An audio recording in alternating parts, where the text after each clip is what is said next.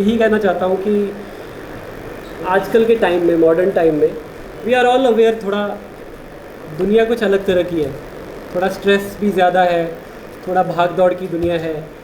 तो कहीं ना कहीं कुछ ऐसी चीज़ें हैं जो हम भूल चुके हैं। हमने अपनी सक्सेस का जो पैरामीटर है वो एक बहुत लिमिटेड डिफ़ाइन कर दिया है, आइदर मनी या फिर एकेडमिक सक्सेस या फिर प्रोफेशनल सक्सेस। तो हमने कहीं ना कहीं उस दायरे को बहुत लिमिटेड कर दिया है।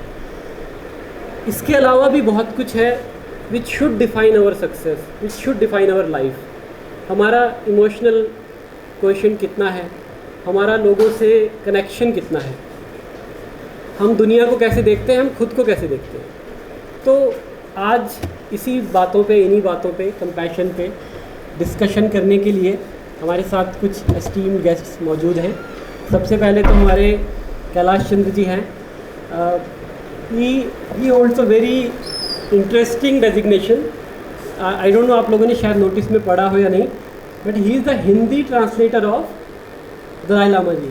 ठीक है, so he has been working with His Holiness for the last 15 years, I think. So please give a big hand to Mr. Kailash Chandra ji. और गैलेक्स सर हैं हमारे साथ, who is the welfare officer. Please give a big hand. Then we have Nawan ji and Tenzin Dawa ji. So आप सबका बहुत बहुत स्वागत है सर। बहुत अच्छा लगा आप लोग यहाँ पे आए, thank you so much. And hopefully हम बहुत कुछ यहाँ से सीख के जाएंगे आज। और सिर्फ ऐसे थियोरेटिकल वाली बात नहीं है, आई थिंक बहुत कुछ हम ऐसा आज सीख सकते हैं जो हम प्रैक्टिकली अपनी लाइफ में इनकॉर्पोरेट कर सकते हैं। ओके, हमारी तरफ से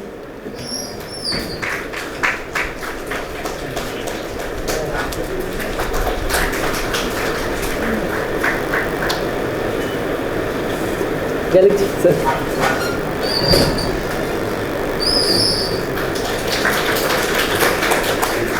नवान जी, sir.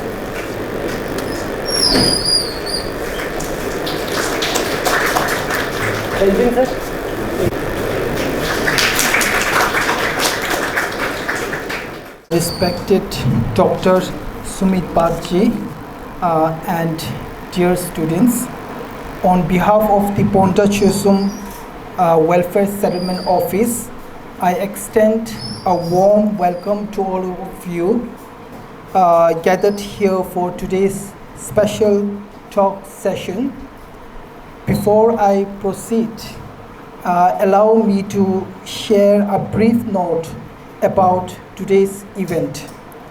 This year, we are observing the Year of Compassion, a special initiative that is a part of the year-long celebration for marking the 90th birthday anniversary of His Holiness the 14th Dalai Lama.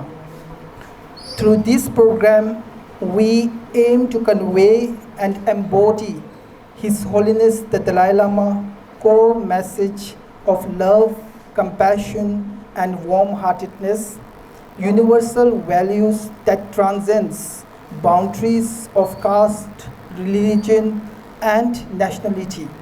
On this note, I would like to share a message from His Holiness the Dalai Lama, one that he often shares whenever he meets people. Be kind whenever possible. It is always possible. Love and compassion are necessities, not luxuries. Without them, humanity cannot survive. Now, without further ado, it is my great pleasure to introduce today's distinguished speaker, Shri Kailash Chandra Bhotaji, who has been serving as the official Hindi translator for His Holiness the Dalai Lama since 2012. In addition to this, he has also translated for numerous other highly revered Tibetan and other spiritual masters. He also completed his undergraduate studies at Dr. B.R. Ambedkar University, Agra in 2014, followed by a Master of Arts from the same university in 2017.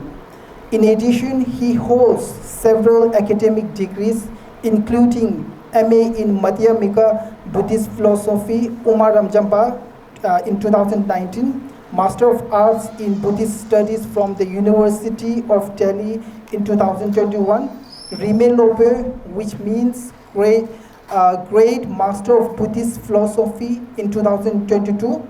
He is currently pursuing a PhD at the University of Delhi alongside Rime Keshe degree in Tibetan Buddhism and Philosophy from the Institute of Buddhist Dialects, a prestigious Tibetan monastic qualification, which is a PhD degree typically requiring 18 to 20 years of rigorous study.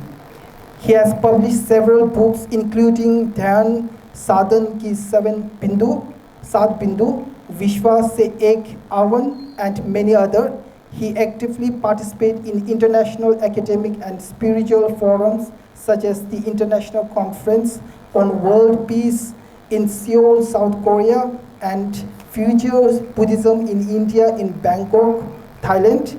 In addition to this, he teaches Buddhist philosophy to university students through the Gurukul program organized by FRU Delhi. With this, I would like to invite Shri Kailash Chandra Botha to deliver a talk on today's topic, social, emotional, and ethical learning. Please welcome. नमस्कार। Lunch किया कि नहीं? आवाज़ बहुत कम आ रही इसलिए लगा। तो आप सभी का बहुत बहुत धन्यवाद, और ख़ास करके इस संस्थान का डायरेक्टर डॉक्टर दीप्ति मैम जी, दीप्ति प्रीति, और हमारे डॉक्टर जी, नाम भूल गया, Sumit ji, thank you so much. पहली बार मुलाकात हुई और आप सभी से भी मिला, और जब आप लोगों को देखता हूं तो मैं सन 2002 को देखता हूं कि मैं भी डेंटिस्ट में फर्स्ट ईयर में जाकर के छोड़ा था 2002, आज से 23 इयर्स पहले। Thank you so much. तो आज के विषय में जाने से पहले मैं कुछ बातें आपके सामने यहाँ रखना चाहता हूँ कि आज यहाँ पर आने का हमारा जो उद्देश्य है वो क्या है। हम लोग परम पावन दलाई लामा जी के 90वें जन्म दिवस को मना रहे हैं, और शायद ही आप लोगों में से कोई होगा जो कि दलाई लामा जी को न जानता हो। और अभी आप लोग जब एग्जीबिशन देख रहे थे उससे काफ़ी कुछ महसूस हुआ होगा, तिब्बत के बारे में समझा होगा, दलाई लामा जी के बारे में समझा होगा, तिब्बतन लोगों के बारे में समझा होगा कि किस तरह की स्थिति है या किस प्रकार से वहाँ के लोग हैं। तो इन सब को जानने से आपको कुछ न कुछ लाभ ज़रूर हुआ होगा। तो परम पावन जी के जो विचार हैं, जो कमिटमेंट्स हैं, बहुत सारे कमिटमेंट्स हैं, बहुत सारा उनका कार्य है। और परम पावन दलाई लामा 1935 में 6 जुलाई 1935 में तिब्बत के एक गांव में पैदा हुए थे। फिर उनको सिस्टमेटिक स्टडी के लिए ल्हासा, तिब्बत की कैपिटल, लाया गया। वहाँ उन्होंने पूरे अध्ययन किया। अध्ययन करने के उपरांत परम पावन दलाई लामा जी 16 वर्ष की अवस्था में, मात्र 16 इयर्स ओल्ड जब वो थे, तब उन्होंने तिब्बत की राजनीतिक एवं धार्मिक जिम्मेदारी संभाली। अर्थात कहा जाए कि वो राष्ट्र के, देश के प्रमुख बने, प्रेसिडेंट बने 16 साल की अवस्था में। 16 साल में तो ज़्यादा उम्र नहीं होती है, हम लोग सोच सकते हैं। उस समय से पूरे देश के, जहाँ पर लगभग 60 लाख तिब्बती भाई बहन थे, उन 60 लाख तिब्बती भाई बहनों का नेतृत्व किया। जब 24 वर्ष के थे 1959 में, तब उनका देश निकाला हुआ। चीन ने तिब्बत पर आक्रमण किया। फिर मजबूरन हमारे तिब्बती भाई बहन और दलाई लामा जी भारत की मदद से, भारत सरकार की मदद से भारत में शरण के रूप में आए। तब से लेकर के भारत ही उनका घर है। तब से लेकर के हम सब के बीच में रह कर के भारत के जो प्राचीन दर्शन के सिद्धांत हैं वो दुनिया में जगह जगह पर जा कर के दे रहे हैं। तो मैं संक्षेप में ये बताना चाहता था। परम पावन जी की जो कमिटमेंट्स हैं, प्रतिबद्धताएं, तो उनको उन्होंने अपने जीवन काल में देखा और 4 प्रतिबद्धताओं में सम्मिलित किया। पहली जो प्रमोशन ऑफ ह्यूमन वैल्यू, मानव मूल्यों का संवर्धन, दूसरा धार्मिक सद्भाव, तीसरा तिब्बती कला संस्कृति का रखरखाव और चौथा प्राचीन भारतीय विद्या का संरक्षण, खास करके नालंदा व्यवस्था। तो वो धीरे धीरे आ जाएगी। उनके इस विचार को समझने से पहले हम लोगों को जो जगत की, इस विश्व की जो व्यवस्था है उसको 2 दृष्टिकोण को हमको समझने की ज़रूरत है। एक प्राचीन तरीके से, एंशिएंट तरीके से कि इस दुनिया को हम लोग कैसे समझ सकते हैं। एक आधुनिक तरीके से जो मॉडर्न स्टाइल से हम इस विश्व को कैसे समझ सकते हैं। तो वो 2 विधिवत जो 2 परंपराएं होती हैं। अगर परंपरागत हम लोग तरीके से देखेंगे तो परंपरागत या ट्रेडिशनल के हिसाब से आज के समय में अगर देखें तो हम लोग उन्नति से अवनति की तरफ आ रहे हैं, उन्नति से अवनति की तरफ। और एंशिएंट इंडियन विजडम में हमेशा जो प्रोग्रेस है या फिर जो उन्नति है वो इंटरनल वर्ल्ड की बात करते हैं, एक्सटर्नल वर्ल्ड की बात नहीं। आज हम लोग जो ट्रेडिशनल वर्ल्ड के साथ छोड़ करके अगर आधुनिक मॉडर्न हिसाब से देखें तो मॉडर्न केवल आउटर वर्ल्ड की बात करता है। तो इंटरनल और आउटर जो 2 एक प्रकार की व्यवस्था है, तो हम लोगों में कहीं ना कहीं जो इंटरनल जो चीज़ें हैं वो खोते जा रहे हैं। तो उसको देखते हुए परम पावन दलाई लामा जी ने देखा कि इन चीज़ों में आखिर को किस वजह से कमी आई है, कहाँ पर कमी रही है। तो उसमें से अगर प्राचीन परंपरा के हिसाब से देखेंगे तो 4 प्रकार के जो अकुशल कर्म थे, अकुशल मतलब बुरे कर्म, जो बुरे कर्म थे उसमें से जैसे कि हिंसा मतलब वायलेंस, उसमें कमी आई है। चोरी में वृद्धि हुई है। आज आप अगर हम लोग देखें कि इतनी ज़्यादा जो चोरी, डकैती इत्यादि, व्यभिचार, असत्य, तो ये सारी की सारी जो वैल्यू है वो मानव लोगों में कमी आई है, वास आया है। ये प्राचीन परंपरा के अनुसार हम लोग कह सकते हैं। तो परम पावन दलाई लामा जी ने देखा कि आखिर को इस चीज़ को पुनरुद्धार करने की हमारी एक जिम्मेदारी बनती है। क्योंकि अगर प्राचीन समय में हम लोग बातें अगर करते हैं तो इसमें ये देखा जाता है कि जो विकास की अगर बातें करें या फिर हम लोग एक प्रकार से डेवलपमेंट की अगर बात करें तो प्राचीन समय में हमेशा ध्यान दिया जाता था कि किस प्रकार से हमारा मन जो है न भटक पाए, अकुशल कर्मों की तरफ न जा पाए। हमेशा एक दूसरे की मदद करने के बारे में विचार होता था। लेकिन आज के समय में है, लेकिन उतना नहीं है, उसमें बहुत सारी कमी आई है। वो जो 5 प्रकार के कमियों को देखा, एक जो जिनको 5 विकार या कसाय कहा जाता है, कलुषित कहा जाता है। प्राचीन समय में देखा होगा आप लोग, साइंस के स्टूडेंट हैं, कि लोगों की कितनी ज़्यादा उम्र होती थी। कोई 100 साल, 200 साल, 500 साल जीते थे। आज कम क्यों है? आज लोगों में उम्र में, एज में कमी आ रही है। एक प्रकार से एक जो 5 प्रकार से विकार है, उस विकार के हम लोग भी धीरे धीरे शिकार हो रहे हैं। आयु में कमी हो जाना। दूसरा जो दृष्टि मतलब हमारे जो सोच हैं डिस्टॉर्टेड हो गए, विकृति आ गई है, सोच विचार में कमी आ गई है।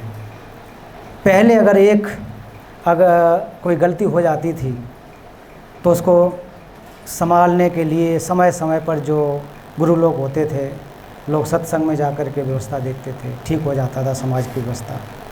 आज भी हैं तो हैं, लेकिन उतने देखने को नहीं मिलते हैं। सोच विचार में बहुत बड़ा परिवर्तन आ रहा है। तो सोच विचार को हमको बदलने की ज़रूरत है, क्योंकि सारा का सारा जो भी है सोच विचार वो हमारे मन से आता है, इससे कहीं बाहर से नहीं आ सकता है। तीसरा कि जो क्लेश मतलब इग्नोरेंस, हम लोग इग्नोरेंस के अधीन हैं। जो भी गलत काम कर रहे हैं वो इग्नोरेंस के या तो एंगर होगा, या हेटेड होगा, या जेलस होगा।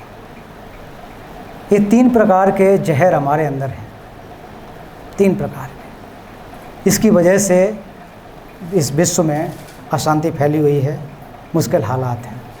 काल को देखें, टाइम को, ये मैं जो बता रहा हूँ आपको प्राचीन परंपरा के अनुसार, काल तो समय को अगर हम देखें तो हम अपने समय को बहुत ज़्यादा बर्बाद करते हैं, सदुपयोग न करके दुरुपयोग ज़्यादा हम लोग कर लेते हैं। हम लोग देख सकते हैं अपने जीवन में कितना ज़्यादा समय का हम लोग दुरुपयोग करते हैं। 5वां, जो जीव जंतुओं के बीच, खास करके जीव जंतुओं मतलब मनुष्यों के बीच बहुत सारा एक प्रकार से द्वेष बढ़ा है, एक दूसरे में दूरी बढ़ी है, अंतर बढ़ा है। पूरी दुनिया हम लोग कहते हैं कि नज़दीक आ रही, लेकिन मन से अगर देखा जाए तो मन से हम लोग बहुत दूर चले जा रहे हैं, स्वार्थी होते चले जा रहे हैं। तो ये 5 प्रकार के ये कसाय या फिर विकृति या बुराई हमारे जीवन में है। ये ट्रेडिशनल परंपरा के अनुसार, जो प्राचीन विद्या जैसे परम पावन जी कहते हैं, उसके हिसाब से अगर देखते हैं, ये सब के, ये कोई बौद्ध धर्म की बात या हिंदू धर्म की नहीं है, ये मानव जगत के इतिहास में इस प्रकार की गिरावट देखने को मिलती है। तो फिर परम पावन जी ने इनको सोचा सबसे पहले कि एक मैं मनुष्य हूँ, तो मनुष्य होने के नाते हमारा क्या उत्तरदायित्व होना चाहिए, हमारी जिम्मेदारी क्या बननी चाहिए। इसमें देखो, आपको मैंने पहले रखा, ये फ़ोटो आप देख सकते हैं, ये किसका फ़ोटो लग रहा है, क्या हो सकता है ये गार्बेज का ट्रक है, जो म्यूनिसिपैलिटी का हमारे घर पे सुबह सुबह ट्रक आता है। और ये अमेरिका का फ़ोटो है, यूएस न्यूयॉर्क का है। इस पे भी लिखा पीस ऑफ माइंड। ये जो बुराई जितने भी आई हैं वो किसकी वजह से आई है, माइंड में, मन में शांति न रहने के बाद। तो इससे ये इसलिए मैं लगाया हूँ कि देखो, गार्बेज वाला भी जाकर के चाह रहा है कि हमारा मन जो है इस ट्रक की तरह हो गया, ट्रक में गार्बेज जैसा भरा जा रहा है। तो आज के समय में हमारे मन में भी एंगर, हेटर, जेलस, ये गार्बेज है, ये हमारे मन में भरे हुए हैं। इसकी वजह से इस दुनिया की ये हालात कैसे हुए हैं। समय कम है, इस वजह से ज़्यादा नहीं जाऊंगा। तो जो 4 उनके एक प्रमोशन, एक कहा जाए कि कमिटमेंट है, उसमें से पहला प्रमोशन ऑफ ह्यूमन वैल्यू, दूसरा अंतर्धार्मिक सद्भाव को बढ़ाना, प्रमोशन ऑफ रिलीजियस हारमोनी, तीसरा प्रिजर्वेशन ऑफ टिबेटन कल्चर, चौथा प्राचीन भारतीय ज्ञान का पुनरुद्धार, revival of ancient Indian wisdom. अब मैं एक एक करके आऊँगा इस पर। तो प्राचीन उस विद्या के अनुसार देखा जाए तो परम पावन जी का जो ट्रेनिंग है सारा का सारा भारतीय विद्या से हुआ है। परम पावन जी अपने आप को कहते हैं कि मैं भारत का पुत्र हूँ, जो भी मैंने सीखा है वो भारत से सीखा। भारत की प्राचीन परंपरा नालंदा से मैंने जो कुछ सीखा है वो सीखा है। उस परंपरा में मानव मूल्यों को बढ़ावा देने की बातें कही गई हैं, किस प्रकार से लोगों का हम हित कर सकते हैं, कैसे लाभ कर सकते हैं। तो जो पहला है प्रमोशन ऑफ ह्यूमन वैल्यू, तो ह्यूमन वैल्यू हमारे क्या है, कंपैशन, करुणा, मैत्री, प्रेम, ये तो हमारी वैल्यू है। आप लोग बताओ, डॉक्टर लोग, जब बच्चा रोता है पैदा होने के बाद, क्यों रोता है? सबसे पहले क्यों रोता है, क्या वजह है? वो इस तरह से कॉन्फ्रेंस हॉल में आना चाहता है क्या, लेक्चर सुनने के लिए, या फिर कहीं शॉपिंग मॉल में जाना चाहता है? क्यों रोता है? हम सभी रोए हैं ना, रो तो अभी भी रहे हैं, इसमें कोई बुराई नहीं है, रोते ही रहते हैं। कोई छुप छुप के रो रहा है, कोई खुल के रो रहा है। तो क्यों रोता है, क्या चाहिए उसको? दाल चावल शायद नहीं, सर्वाइव नहीं कर पाएगा पैदा होने के बाद। क्या चाहिए उसको? इसलिए रोता है, उसको केयर चाहिए, प्रेम चाहिए, मैत्री चाहिए, करुणा चाहिए, इसके अलावा और कुछ नहीं चाहिए। जैसे ही माँ उसको गले से लगा लेती, शांत हो जाता है, दूसरे के पास नहीं जाता, क्योंकि उसको पता है कि माँ जो है मेरी सबसे अच्छा केयर कर सकती है, सबसे अच्छा हमको सुरक्षा दे सकती है। सही बात है कि नहीं? इसलिए वो रोता है। हो सकता है, कहते हैं कि हम लोग के फेफड़े उसके खुलने चाहिए, वो साइंटिफिक एक कार्ड हो सकता है, लेकिन एक बार रोने के बाद हो सकता है पहला क्राई जो है इसलिए कि फेफड़े खुलें, बार बार इसलिए तो रो रहा है, केयर चाहिए, प्रेम चाहिए।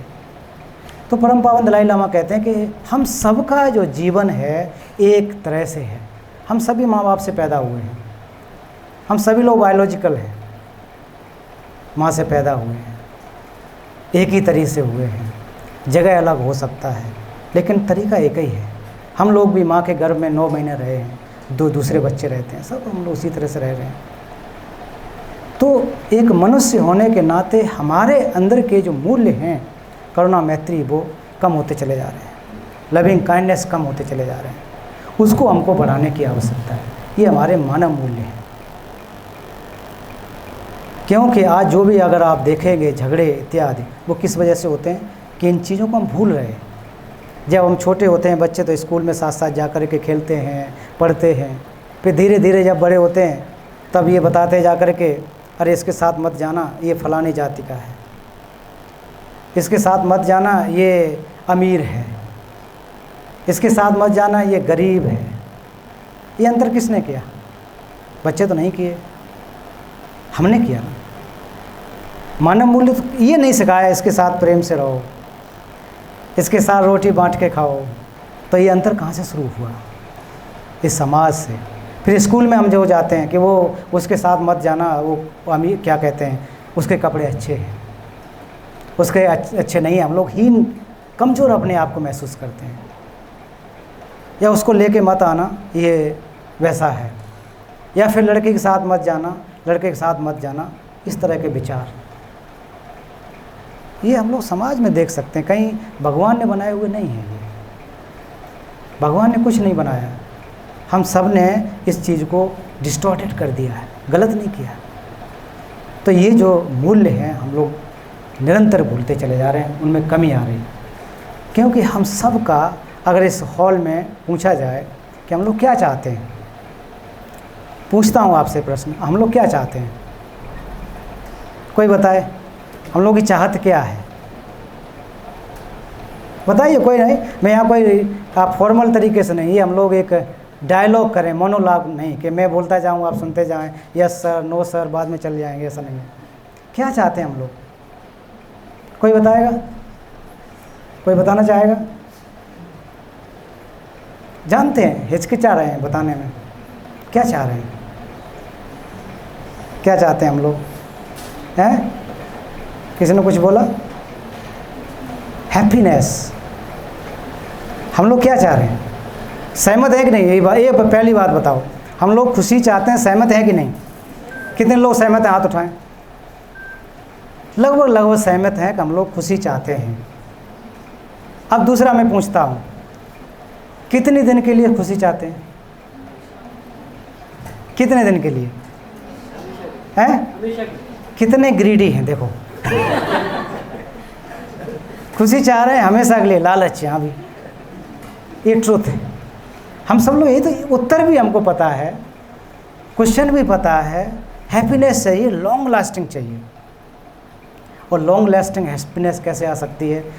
जब हमारे अंदर करुणा हो, कंपैशन हो। इसके अलावा संभव नहीं है। एंगर से चाहो अगर हैप्पीनेस को लेकर के आ जाए, खुशी को, संभव नहीं है। तो ये हम सब का चाहत क्या है? खुशी। क्योंकि हम लोग मनुष्य हैं, चाहत एक है, जानवर की भी चाहत एक है, लेकिन हम उससे श्रेष्ठ इसलिए हैं कि हमारे पास एक अच्छा दिमाग है, माइंड अच्छा है, और उतने ही बेवकूफ़ भी हैं, उसी माइंड से हम गलत काम भी करते हैं। दोनों तरह से हैं। उतने अच्छे, मतलब ब्यूटीफुल इसलिए कहा गया मन को कि हम लोग बहुत अच्छा उपयोग करके कहाँ कहाँ कुछ कुछ कर सकते हैं। ये जब साइंस पढ़ रहे हैं तो सारे के सारे कैसे दांत का कहाँ नस जा रहा है, कैसे ठीक किया जा सकता है, कितना ब्यूटीफुल माइंड यूज किया है, इससे लाभ हो रहा है। और वैसे ही हमारे जैसे, आप जैसे लोग कैसे लोगों को मारना है, ऐसे भी लोग हैं। कौन सा हथियार बना है जिससे ज़्यादा से ज़्यादा लोग मर सकते हैं? अरे लोगों को क्यों मारना है? शांतिदेव ने कहा है कि लोगों को क्यों मारना है, वो तो एक दिन मर जाएंगे।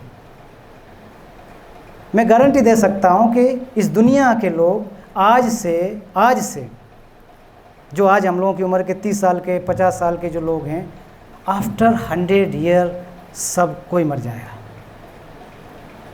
कोई नहीं बचेगा। खास करके इस हॉल में बैठे हुए 100 साल तक चलने वाले नहीं हैं, कोई 20 साल 30 साल, डरने की बात नहीं है, ट्रूथ है ये। अब मेरा उम्र 40 जैसे हो गया तो मैं कितना चलूँगा? अब 60-70 की उम्र होती ज़्यादा, 20 साल 30 साल 100 साल 150 साल नहीं चलने वाला। तो अभी जो आज के दिन जो लोग हैं 150 साल बाद ख़त्म हो जाएंगे। फिर हम लोग क्यों मारने में लोगों को पड़े हुए हैं? क्यों ऐसे औजार बना रहे हैं कि एक बटन दबाने से पूरी दुनिया तबाह हो सकती है? तो हम लोग कंस्ट्रक्टिव न करके डिस्ट्रक्टिव ज़्यादा कर रहे हैं। आज आप देखें कि मानव अधिकार की अगर बात होती है, सबसे बड़ा संगठन यूनाइटेड नेशंस मानव अधिकार, तो मानव अधिकारों को मुझे लग रहा है सबसे विरोधी अगर कोई संस्थान है तो मानव अधिकार या यूएन और संयुक्त राष्ट्र अमेरिका। कुछ लोगों के वीटो पावर की वजह से अपने हिसाब से काम होता है। एक ने वीटो पावर लगा दिया, फिर कुछ नहीं हो सकता है। ट्रुथ है कि नहीं? एक इंसान की बात चलती, जबकि 270 से ज़्यादा उसके सदस्य हैं, 270 से ज़्यादा कंट्री उसके मेंबर, लेकिन 4 इसके मेंबर हैं, वो 4-5 उसमें से एक की बात चलती है। तो मानव अधिकार के खिलाफ है। इस दुनिया में देखें, युद्ध आज समाप्त हो सकते हैं आज के दिन, लेकिन एक सिस्टमेटिक तरीके से व्यापार की वजह से ये सारे चले हुए थे। क्यों? जितना लंबा युद्ध चलेगा उतने ज़्यादा आमदनी होगी, जितना ज़्यादा वॉर चलेगा उतने ज़्यादा हथियार बिकेंगे। तो कभी ख़त्म करने की कोशिश नहीं करते, एक दिन में हो सकते हैं। तो ये सब क्यों हुआ? मानव मूल्यों में कमी आई है। जो हमारे ह्यूमन वैल्यूज़ हैं, दूसरों को हित करने के बजाय परहित करने, स्वार्थी होने की वजह से, सेल्फिश होने की वजह से हम लोग इतने ज़्यादा सेल्फिश हैं।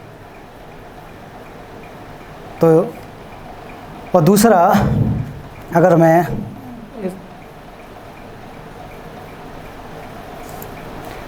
दूसरी बात पर मैं आऊँगा, इसमें अंतर धार्मिक सद्भाव को बढ़ावा देना। परम पावन जी कहते हैं कि मैं एक धार्मिक व्यक्ति हूँ, बुद्धिस्ट मंक, और बुद्धिस्ट मंक होने के नाते मेरी एक जिम्मेदारी बनती है कि धर्मों के बीच सद्भाव को बढ़ाया जा सके, हारमोनियस आ सके, हारमोनी बन सके। आज हम लोग बहुत सारा कुछ देखते हैं कि धर्मों के नाम पर, सो कॉल्ड रिलीजन, कितने झगड़ते हैं हम लोग, बैठना नहीं चाहते एक दूसरे के साथ में ना। ऐसा लगता है कि पता नहीं इसके साथ अगर बैठ जाएंगे पता नहीं क्या हो जाएगा। अपने को कि सब इसी में तुले हुए हैं कि मेरा श्रेष्ठ, ऐसा होना चाहिए, वैसा नहीं। लेकिन परम पावन जी कहते हैं कि इस दुनिया में लोगों को अलग अलग सोच है, लोगों का अपना अपना विचार है, अपनी अपनी चाहत है, अपनी अपनी इच्छा है। आपकी कैंटीन में, जहाँ मेडिकल की कैंटीन में, अगर हर दिन 300 दिन दाल चावल बना दिया जाए, कितने लोग खाएंगे? 300 दिन और 365 डेज दाल चावल बना के रख दिया जाए कि आप सब लोग यही खाओगे, कितने लोग खाओगे? 1 दिन, 2 दिन, 3 दिन नहीं खाओगे, क्योंकि सबका अपना अपना टेस्ट है, सबका अपना स्वाद है। और धर्म जो है एक प्रकार से ऐसे व्यंजन है, ये मेंटल फूड है। फिजिकल फूड हम लोग जो बाहर से खाते हैं वो है, लेकिन धर्म मेंटल फूड है। मेंटल फूड इसलिए कि ये हमको, हमारे मन को ठीक करने में मदद करते हैं। तो इस दुनिया में बहुत सारे धर्म होना बहुत अच्छी बात है, ज़्यादा से ज़्यादा होने चाहिए, जिससे कि हम लोग जा कर के उससे सीख सकें। हिंदू धर्म कितना अच्छा है, देखो भगवान राम ने कितना लोगों की मदद किया, कृष्णा कितने लोगों का मदद किया, मोहम्मद साहब ने कितने लोगों का मदद किया, बुद्ध ने कितने लोगों का हेल्प किया। तो ये अच्छे लोग इसीलिए तो आए थे, लोगों की मदद करने के लिए, हम लोगों की मदद करने के लिए। लेकिन हम लोग क्या क्या रहे हैं? आज आकर के सब बैठे लाइन से आकर के, राम भी बैठे, कृष्ण, बुद्ध, तो हंसेंगे हम पर आकर के, कहेंगे यार हमने ऐसा तो नहीं बनाया था आप लोगों को, ये तो नहीं करने के लिए बोला है, तुम उसकी बुराई करो जा कर के, उसके साथ झगड़ा करो। वो तो ये कहेंगे कि हमने इसलिए भेजा था एक दूसरे को मदद करो, क्योंकि हम लोग सामाजिक प्राणी हैं, सोशल एनिमल कहा गया ना। तो इसलिए हम लोग सामाजिक प्राणी होने की वजह से हमारा समाज में उत्तरदायित्व बनता है कि एक दूसरे के साथ हम चल सकें। कम से कम अगर लाभ न दे सकें तो किसी को नुकसान न पहुंचाएं, ये परम पावन जी कहते हैं। और कह रहे हैं कि बहुत आसान है मेरा धर्म जो है वो करुणा का अभ्यास है। अगर आप हैप्पी खुश होना चाहते हो तब आप कंपैशन का अभ्यास करो, दूसरों को भी अगर खुश रखना चाहते हो तब भी कंपैशन का अभ्यास करो। इससे बढ़िया क्या है? तो दोनों का इससे हित हो सकता है। करुणा का अभ्यास करना कमजोरी नहीं है। लोग समझते हैं मैं करुणा का अभ्यास करूंगा, लोग मेरे पे आप पता नहीं क्या क्या समझेंगे, कमजोरी नहीं है, ये एक आपकी मजबूती है। तो वो तभी संभव हो सकती है जब हम एक दूसरे के साथ सद्भाव लेकर के आए।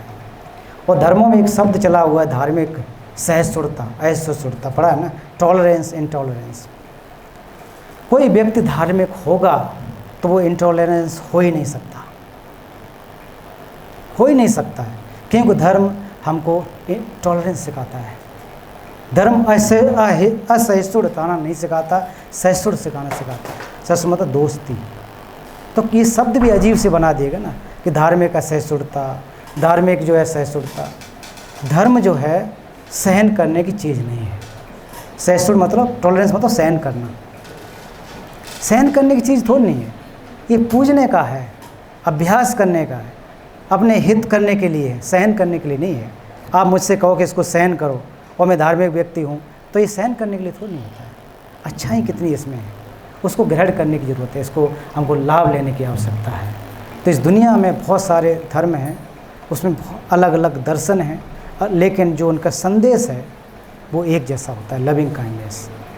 सैद्धांतिक रूप से, फिलोसफिकल रूप से हम लोग अलग हो सकते हैं, लेकिन जो ट्रेनिंग ऑफ माइंड, किस प्रकार से हम सुख शांति को ला सकते हैं, वो सब धर्मों का संदेश एक है, सुख शांति है। तो जब धार्मिक ऐसे गुरु लोग बैठते हैं, आप इसमें देखेंगे भाव धर्म के अलग अलग धर्म पंथ के लोग जो हैं वो साथ बैठ कर के कितना खूबसूरत माहौल को क्रिएट करते हैं। लेकिन हम लोग जो नहीं जानते हैं वो आपस में जा कर के झगड़ा करने लगते हैं। इसलिए अगर धार्मिक भी हैं तो गहराई से समझने की ज़रूरत होती है, तभी जा कर के संभव हो सकता है। और परम पावन ने अगर बौद्ध दर्शन को देखा जाए तो वो कहते हैं कि जो इसको 3 भागों में बांट करके, कि जो बौद्ध मनोविज्ञान है वो सब के लिए है, सब लोग उसका लाभ ले सकते हैं। इसके साथ साथ जो दर्शन है उससे बहुत सारे लाभों का लाभ हो सकता है। तीसरा जो केवल परंपरा है वो केवल बुद्धिस्ट लोगों के लिए है, दूसरे लोगों को ज़रूरत नहीं है उसमें आने के लिए। आप जिसमें हैं उसमें तसल्ली से रह सकते हैं, सीख सकते हैं। तो इसलिए ये जो दूसरा है कि धार्मिक सद्भाव कैसे बने, उनके साथ साथ एक दूसरे के साथ रह करके हम कैसे रह सकें। तीसरा ये जो तिब्बती भाषा, संस्कृति, पर्यावरण का संरक्षण, preservation of Tibetan language, culture and environment, ये केवल न कह कर के ये तिब्बतन लोगों के लिए है।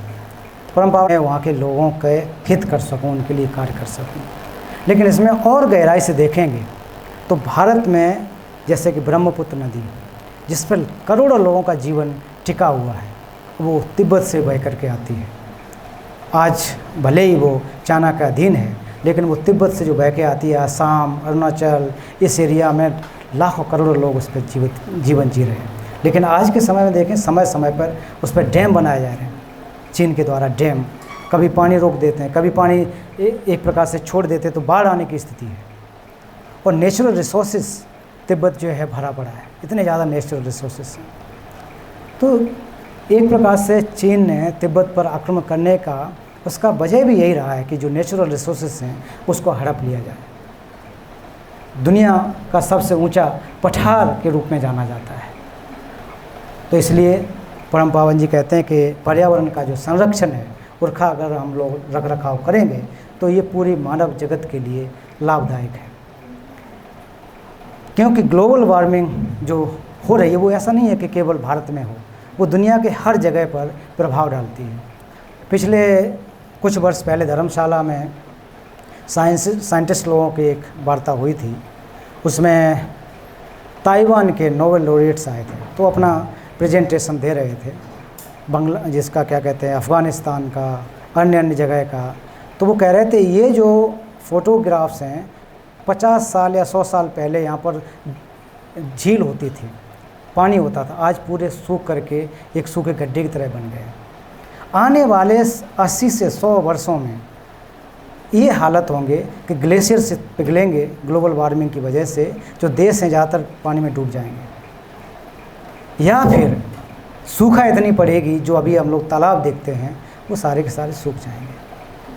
तो ये किसी वजह से हुआ? मानव की निर्मित है, ह्यूमन मेड प्रॉब्लम्स हैं ना ये। हम लोगों ने डैम या फिर खुदाई इतनी कर दी, इतने ज़्यादा भवन बनाए, इतनी फैक्ट्रीज़ बनाई, बनाना चाहिए, लेकिन जहाँ नहीं बनाना चाहिए वहाँ भी बनाना चाहिए, बना हुआ है। आज देखिए आपका हिमाचल में भी मंडी, पिछले साल वहाँ पर क्या, उससे आगे क्या है वो, मनाली, कितने बुरे हालात हुए, बहुत ज़्यादा नुकसान हुआ। वो किसकी वजह से? क्योंकि इतना ज़्यादा हमने उसको खोद लिया है, खोद के नदी में घर बना दिए। तो नदी की कमी नहीं है, हम लोगों ने नदी में जाकर के घर बना लिए। जो मनाली में नदी बहती थी उसके किनारे किनारे इतने ज़्यादा घर बन गए, तो एक बार जब अभी पानी आया तो सारे के सारे बह गए। तो इसमें नदी की बुराई नहीं है, बुराई हमारी है। दिल्ली में भी पिछली बार मजनू का टीला, सुप्रीम कोर्ट और ये क्या बोलते हैं कि आपका बस स्टैंड सारा का सारा पानी में था। लोग कह रहे हैं 200 साल पहले ऐसा होता था। ताजमहल, ये लाल किला के किनारे का फ़ोटो दिखा रहे थे। तो किसकी कमी है? किसने बर्बाद किया है प्रदूषण को? ये हम लोगों ने किया है। तो एक जगह का इफ़ेक्ट या इम्पैक्ट पूरी दुनिया पर पड़ता है। तिब्बत में आज इतना ज़्यादा एटॉमिक कचरा इकट्ठा हो गया है कि वो जब नीचे पानी के जरिए आता तो वो सब के सब लोगों के जीवन पर प्रभाव डाल रहा है। तो इसलिए दलाई लामा कह रहे हैं कि मेरा जो कर्तव्य है कि वहाँ के पर्यावरण को संरक्षित किया जाए। इतना सुंदर जगह है तिब्बत कि कहीं से भी लोग कहीं भी पानी पी सकते हैं। हम ही लोग देख लो, जब मैं छोटा था गांव में, तो गांव में कहीं से भी पानी पी लेता था। आज बोतल को लेके जाना पड़ता साथ में। पानी या तो घर से लेके चलो या फिर आप पानी खरीदो। उसी के जैसा आने वाले समय में ऐसा भी लगता है कि ऑक्सीजन के सिलेंडर भी लेके चलेंगे हम लोग। ये वक्त आएगा, 100 साल बाद आएगा, सिलेंडर लेके चलेंगे, जहाँ ज़रूरत पड़ेगी वहीं खोल के हम लोग सांस लेंगे। फिर जापान में अभी ऐसे हैं कि चैम्बर बनाए गए हैं ऑक्सीजन के। लोग पूरे दिन के थकावट से जाके चैम्बर में इस तरह से बैठ के फ्रेश एयर लेने के लिए, अभी से ये हो रहा है। पर्यावरण का इतना बुरा हाल हुआ है, तो ये यहाँ भी संभव है, होगा, पूरी दुनिया पर इसका प्रभाव पड़ेगा। क्यों ऐसा क्यों हुआ? ये इसलिए हुआ कि हम लोग कंज्यूमर से, हम लोग यूजर से कंज्यूमर बन गए। हम लोग यूजर से कंज्यूमर बन गए। कंज्यूमर और यूजर में फ़र्क आप लोग समझते हैं? यूज करने का, जैसे पंखा चल रहा है, ये यूज कर रहे हैं हम लोग, सबका यूज कर, हम सब यूज कर रहे हैं, एसी का कर रहे हैं, माइक का कर रहे हैं। कंज्यूमर कब होगा? जब इस माइक को लेके चला जाऊँ, अपने घर लेके चला जाऊँ, पंखा उखाड़ के ले जाऊँ, तो मैंने कंज्यूम कर लिया, उपभोग कर लिया, उपयोग नहीं किया। तो मानव उपभोगकर्ता बन गया है, उपयोगकर्ता नहीं रहा है। हमें ज़मीन से जितना चीज़ें चाहिए थी उतनी लेकर के हमने पूरी ज़मीन को, उस नेचुरल रिसोर्सेज को ख़त्म कर दिया, खोद डाला है, बर्बाद कर दिया। ये हम लोगों का ये स्थिति बना हुआ है, कहीं बाहर से नहीं आया। कुत्ता, बिल्ली, जानवर वो कभी ज़मीन खोदते नहीं देखे होंगे आपने, पेड़ काटते नहीं देखे होंगे, को पेड़ काट करके सप्लाई कर रहे हो, तस्करी कर रहे हो। हम लोग करते हैं, मानव करते हैं। तो क्यों? कि हम लोग यूजर से कंज्यूमर बन गए। तो कंज्यूम का मतलब पूरा बर्बाद कर देना, नष्ट करना होता है। तो परम पावन दलाई लामा की चिंता है कि इस विश्व का जो पर्यावरण है उसको ठीक किया जाए, जिससे कि हम लोग रहने लायक रह सकें।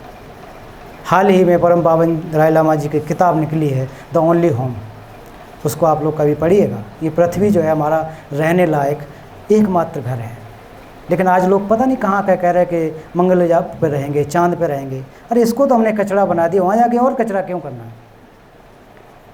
दूसरे जाकर प्लेनेट पे हम लोग उसमें और ज़्यादा गंदगी क्यों फैलानी है? इसको तो हम ठीक नहीं कर पाए। ये तो चल रहा है कि दूसरी जगह पर जाकर के हम लोग रहेंगे, तो वहाँ जाकर भी यही हाल करेंगे जाकर के। पहले इसको सुधारने की ज़रूरत है। द ओनली होम, ये पृथ्वी एकमात्र स्थान है जहाँ पर हम लोग पर्याप्त चीज़ें हमको मिल सकती हैं। पर्याप्त चीज़ों का उपयोग करके हम अपने जीवन को लंबे समय तक चला सकते हैं।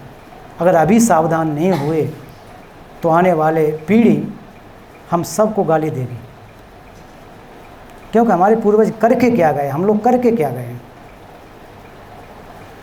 तो अपने इस भविष्य को सोचते हुए हम लोगों का प्रयास है, अभी भी देरी नहीं है, इसमें हमको प्रयास करने की ज़रूरत है। चौथा, revival of ancient Indian wisdom. तो ये परम पावन दलाई लामा जी का हाल ही में पिछले 4-5 वर्षों में ये कमिटमेंट आया है कि प्राचीन भारतीय विद्या, ये जो फ़ोटो है नालंदा यूनिवर्सिटी का है, बिहार में होता था ये, जहाँ पर कि विश्व के तमाम लोग यहाँ पढ़ने आया करते थे। 5वीं शताब्दी से लेकर के 13वीं तक लगभग 800 साल तक ये लर्निंग सेंटर था दुनिया का। मेडिसिन की स्टडी होती थी, फ़िलासफ़ी की होती थी। आर्यभट्ट का नाम कितने लोगों ने सुना है? आर्यभट्ट यहाँ के स्टूडेंट थे नालंदा के। शायद उन्होंने क्या 0 दिया, 0 या पॉइंट जो 10 डेसिमल, आर्यभट्ट जैसे। या मैथ का भी पढ़ाई होता था, मेडिसिन की पढ़ाई होती थी, धर्म का होता था, ज्योतिषी की होती थी, सारा का सारा ये केंद्र हुआ करता था। 13वीं शताब्दी में शुरुआत में, 12वीं के लास्ट में ये कुछ लोगों ने इसको नष्ट कर दिया। और इस सेंटर का खासियत क्या था? जो मेन अध्ययन वो हमारी साइकोलॉजी, बुद्धिस्ट साइकोलॉजी। तो साइकोलॉजी जो है इतना अच्छा होता था क्योंकि सारी की सारी जो कंट्रोल है हमारे मन के द्वारा होता है। मन या माइंड जो है एक हमारा मास्टर है, प्रधान होता है। जैसे कि संस्थान के प्रधान कौन है? डायरेक्टर साहब, मैडम, डायरेक्टर मैडम। तो वो कहेंगे कि अभी आओ नीचे, तो आप सभी लोग अभी जाओगे, यहाँ छोड़ के अभी चले जाओगे। वो कहेंगे रात में 11 बजे सबको आना है, नहीं तो कल फिर आपको क्लास में नहीं आया तो उस समय आना पड़ेगा, क्योंकि सी इज़ द हेड। वह सर अभी कहें कि आप लोगों को क्लास इतने बजे आना, तो आना है। तो इसी प्रकार से हमारा जो मन है, मन भी इसी प्रकार से काम करता है कि जहाँ भी हमको जाना, किसी को थप्पड़ मारना है तो हाथ अपने से चल के नहीं जाएगा, माइंड डिसाइड करेगा कि इसको थप्पड़ मारना है। किसी को प्रेम भी करना है तो माइंड ही डिसाइड करेगा इससे प्रेम करना है, इससे कंपैशन करना है, दोस्ती करना है। तो दलाई लामा जी कह रहे हैं कि जो भारतीय विद्या है जिसने दुनिया को लाभ दिया है, मनोविज्ञान, जब जो भी हम अकुशल कर्म करते हैं, बुरे कर्म करते हैं, अच्छे कर्म करते हैं, मन से होते हैं, उससे अलावा कुछ भी नहीं हो सकता है। तो इसलिए परम पावन जी इसके साथ साथ और बढ़ाते हुए जो SEE learning program, social, ethical, emotional learning परम पावन जी ने ये प्रारंभ किया है। इसके बारे में अभी आगे मैं बताऊंगा कि प्राचीन भारतीय विद्या में जो एंशिएंट इंडियन विजडम है, इसमें मॉडर्न साइंस को जोड़ने के लिए और एंशिएंट साइंस को जोड़ने के लिए एक कैपेसिटी है। दुनिया के किसी एजुकेशन सिस्टम में ऐसा नहीं देखा जा सकता है। विनोबा भावे जी का आप लोगों ने नाम सुना होगा। विनोबा भावे जी कहते थे कि एक दिन, जिस दिन ancient science and modern science जब मिलेंगे, वो युग बहुत अच्छा होगा। प्राचीन विज्ञान और आधुनिक विज्ञान जिस दिन मिलेंगे, वो सदी, वो समय बहुत अच्छा होगा। वो क्यों कह रहे हैं? प्राचीन साइंस जो है, एंशिएंट, हमारे मन को ठीक करने के लिए बात करती है। मॉडर्न साइंस हमारे फिजिकल कंफर्ट को ठीक करने के लिए बात करती है। तो जब दोनों मिलेंगे, इंटरनल और एक्सटर्नल, हम लोग परफेक्ट होंगे तो शायद सबसे अच्छे इंसान बन सकते हैं। तो वो केवल प्राचीन भारतीय विद्या में शामिल है। दुनिया के किसी भी एजुकेशन में ये नहीं है, कहीं भी नहीं मिलेगा। तो प्राचीन भारतीय विद्या का मतलब बौद्ध धर्म है, ऐसा कुछ भी नहीं है। हर पंथ परंपरा में कुछ कॉमन चीज़ें हैं जो सबके लिए लाभदायक हो सकती हैं। लविंग काइंडनेस, कंपैशन, भाईचारा, मेडिटेशन, अहिंसा, ये किसने दिया? ये भारत से आई हुई परंपरा है। 5-6 हज़ार साल पहले जब से ये सिद्धांत यहाँ भारत में उत्पन्न हुए, उससे पहले ही परंपरा आ रही। ये व्यवस्थाएं भारत में बहुत प्राचीन हैं।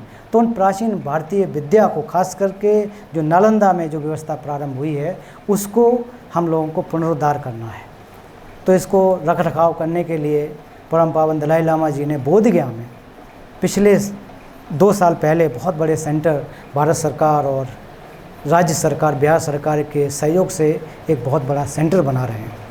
कि जहाँ पर केवल और केवल जो हमारे इंटरनल वर्ल्ड है, ध्यान साधना, मेडिटेशन, अहिंसा, जो दुनिया को आवश्यकता है, आज नहीं तो कल इसकी आवश्यकता होगी ही होगी। आज बहुत सारे आप लोग देखो जो कि ऐसे फील्ड में, जो मेडिकल साइंस में बहुत सारे लोगों को देखता हूँ, बहुत ज़्यादा मेहनत है, बहुत ज़्यादा मेहनत है। सुबह से लेकर शाम तक ओपीडी में, ऑपरेशन में रहते हैं, खड़े खड़े इतने स्ट्रेस में आ जाते हैं।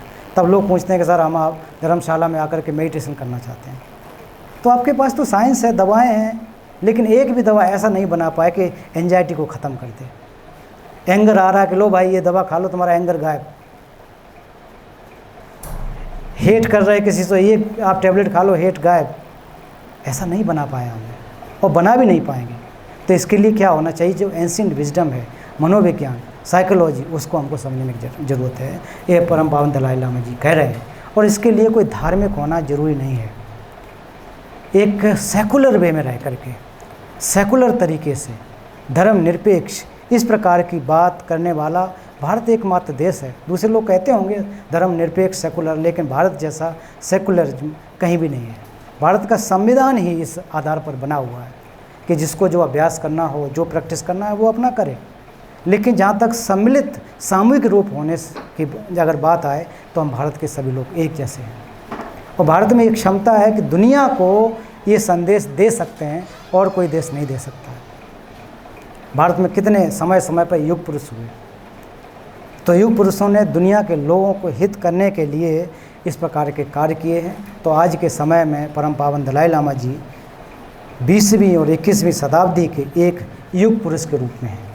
तो उसको रिकॉग्निजेशन के रूप में 1989 में शांति के क्षेत्र में नोबेल पीस प्राइज़ मिला।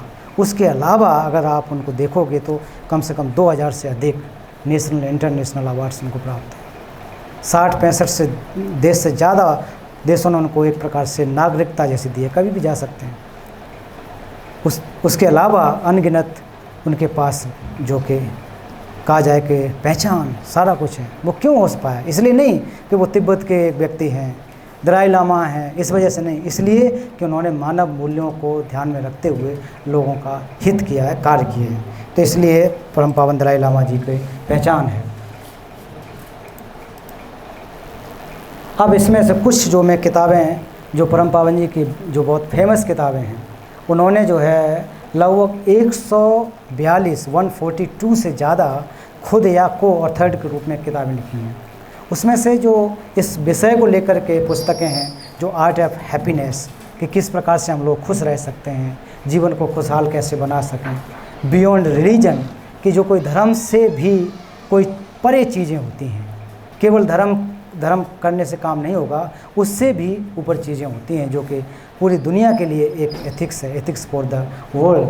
फिर इसके बाद आप तीसरा फिर the book of joy, universals in single atom, an open heart, bell voice of the for the voiceless, freedom exile इत्यादि। ये बहुत जो फेमस किताबें हैं, इसलिए मैं बता रहा हूँ कि जिससे कि बहुत ज़्यादा किसी धर्म पंथ परंपरा को लेना देना नहीं है। अब ये सी लर्निंग, जैसा कि शुरुआत में कहा था, ये सेकुलर एथिक्स को ध्यान में रखते हुए परम पावन जी ने सी लर्निंग का मतलब होता है social, ethical, emotional learning. SEL है सोशल और ethical. Social and emotional learning पहले से था, सब एजुकेशन में है, लेकिन तीसरी जो फैक्टर है एथिकल, नैतिकता। शिक्षा में नैतिकता की कमी आ रही है, उसको हमको जोड़ने की ज़रूरत है। तो परम पावन जी ने जो अमेरिका के एमोरी यूनिवर्सिटी उसके साथ मिलकर के इस कार्यक्रम को बनाया है, और इसके लिए जो कि 2015 में इसका एक मसौदा तैयार हुआ, ड्राफ्ट बना, कार्य करना शुरू किया, जिसमें कुछ नाम मैंने दिए हैं। और 4 से 6 अप्रैल 2019 को दिल्ली में ग्लोबली रूप से इसका लॉन्च किया गया था। तो ये विश्व में बहुत जगह पर चल रहा है, जो ट्रेडिशनल शिक्षा से हटकर के जो चाइल्ड है उसका कंप्लीट डेवलपमेंट कैसे हो सके, इसके ऊपर ये कार्य करते हैं। तो हालांकि जो मैं पूर्व में बताया इसमें सम्मिलित हो जाते हैं। अब इसके कार्य क्षेत्र क्या हैं, आखिर कोई डोमेन्स क्या हैं, जो सी लर्निंग या परम पावन जी का जो सोच है वो है कि एक हम अपने व्यक्तिगत आधार पर पर्सनली हमारे लिए कैसे लाभ हो सकता है, तो उसमें सेल्फ अवेयरनेस होनी चाहिए, आत्म जागरूकता, इमोशनल कंट्रोल जो कि हम अपने भावनात्मक नियंत्रण रख सकें, और फिर सावधानी। ये हमारे लिए अपने व्यक्तिगत आधार पर है। तो क्या है, सहानुभूति, दूसरों के लिए एम्पैथी दिखाना, सिंपैथी दिखाना, एक दूसरे के साथ अच्छा कम्युनिकेशन हो, दूसरों के साथ एक फ्रेंडशिप बने। और दलाई लामा जी कहते हैं कि अगर आपके जितने ज़्यादा दोस्त होंगे उतने ज़्यादा आप धनी होंगे। ऐसा नहीं उससे पैसे मिलेंगे, ऐसा नहीं, खुशी अच्छी मिलेगी उनसे, आप अपने सुख दुख की बातें उनसे कर सकते हैं। इसलिए दोस्ती रिश्ते ये बहुत ज़्यादा महत्वपूर्ण हैं। जो सिस्टम क्या है वो एक दूसरे पर डिपेंड है, परस्पर निर्भरता और यूनिवर्सल रिस्पॉन्सिबिलिटी भी बनती है, और हमारी नैतिक जागरूकता। अब इसका इम्पैक्ट क्या बना 2019 के बाद? 79 कंट्रीज़ में ये इम्प्लीमेंटेड है, 79 में सेकुलर एथिकल इमोशनल लर्निंग, और इसमें 20 करोड़ से ज़्यादा छात्र छात्राओं भाग ले रहे, स्टूडेंट्स। ये कोई धर्म की कोई बात नहीं, इसमें धर्म से लेना देना नहीं है। जो हमारे सोशल एथिकल इमोशनल लर्निंग, उसमें 20 करोड़ और 1,10,000 स्कूलों ने इसको लागू किया है दुनिया भर में। और इनमें से सबसे ज़्यादा संख्या जो है भारत में है। भारत में, राजस्थान में, अन्य जगह पर, बहुत जगह पर है। और अलग अलग 25 लैंग्वेजेस में ये कोर्स चालू किए गए हैं, और 5 लाख से अधिक शिक्षक हैं। 2019 से लेकर अब तक 6 साल में इतना बड़ा काम हुआ है। और अधिकतर, जैसा कि मैंने जो बताया कि भारत में इसके मानने वाले, इसको इम्प्लीमेंट करने वाले बहुत सारे लोग हैं। अभी भी पिछले बार जो अरुणाचल गवर्नमेंट के द्वारा इसको इम्प्लीमेंट किया गया, लद्दाख में किया गया, धर्मशाला में जो गवर्नमेंट कॉलेज, उसमें भी इसको इम्प्लीमेंटेशन किया गया। तो अलग अलग इस तरह से कार्य हो रहे हैं। और इनका जो उद्देश्य है कि सी लर्निंग से होगा क्या, क्यों हमको सिखाना है, वो है कि दिल एवं मन को प्रशिक्षित करना। तो फिर अंत में यही कि परम पावन जी लंबे समय तक रह सकें और दीर्घायु को प्राप्त कर सकें, इस प्रकार की हम प्रार्थना करते हैं हम सभी लोग। और उनके 90वें जन्मदिवस के अवसर पर बहुत बहुत शुभकामनाएं देते हैं कि वो अधिक समय तक रह कर के ऐसे विश्व के लिए हम सबका कल्याण करते रहें, हम सबका हित करते रहें। तो इसी के साथ साथ मैं अपनी बात समाप्त करता हूँ। अगर आपके पास कोई प्रश्न हो, क्वेश्चंस हो, तो और अच्छा होगा कि आपकी जिज्ञासा उससे पता लग सकेगी। और बाहर भी आपने देखा होगा कुछ डाउट हों तो आपसे आप पूछ सकते हैं थोड़ी देर के लिए। Thank you.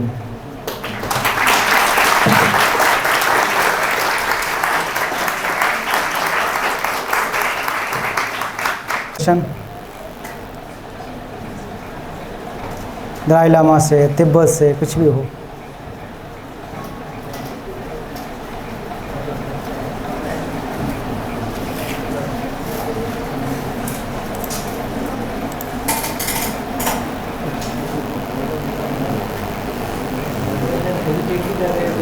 हेजिटेट भी कर रहे होंगे? नहीं, हेजिटेट करने की ज़रूरत नहीं है, कुछ भी आए मन में जो न बात होगी। Thank you. Thank you so much sir. I think मैं अपने स्टूडेंट्स का भी थैंक यू करना चाहूँगा जिन्होंने एक्टिविटी आपने एक आजकल थोड़ा हमारे स्टूडेंट्स स्ट्रेस्ड भी ज़्यादा है बिकॉज ऑफ अपकमिंग एग्ज़ाम्स। तो आई थिंक कहीं ना कहीं एक पॉजिटिविटी भी फील होगी। और सबसे जो ज़रूरी बात जो आज के इससे आप मैसेज ले सकते हैं, कंपैशन है, पीस ऑफ माइंड है। तो अगर हम एक इस चीज़ से पीस ऑफ माइंड सीख सकें, आई थिंक वो सबसे बड़ी अचीवमेंट होगी हमारी।